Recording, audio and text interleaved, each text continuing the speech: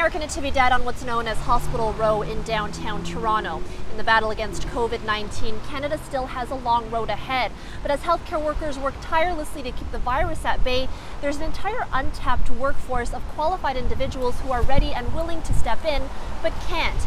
Immigrants who, because of systemic barriers, are consistently underemployed. Earlier today, I spoke to the CEO of a major charity about her recent call to action to end systemic racism within Canada's healthcare system. But I absolutely know that a person of color would not have had the same opportunity that I have had. Leslie McGill started as CEO of MedicAlert on the same day that George Floyd was murdered by a Minneapolis police officer, an event that catapulted a global movement to confront and dismantle systemic racism. I've worked in healthcare for 30 years, and I've seen many different kinds of racism, systemic racism and overt racism.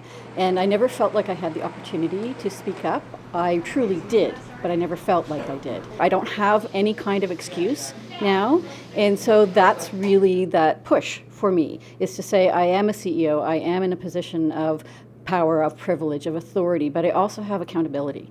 And so accountability becomes the driver for me to be able to talk and act as I should have probably many years ago.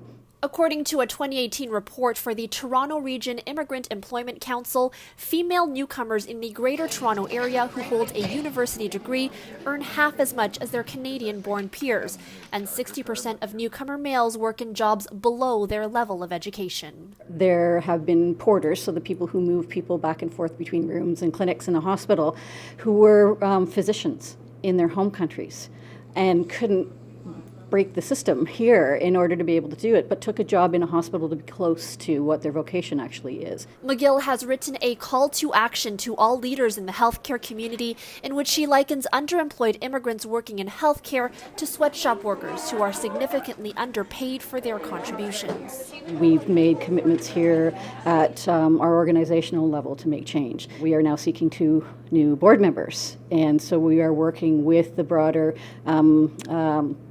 BIPOC community to find people of color, people who are Black, people who are Indigenous, who can come and provide a different voice. It's not just about opportunities that will help individuals, it's about opportunities that will help our organization to grow and the sector to grow.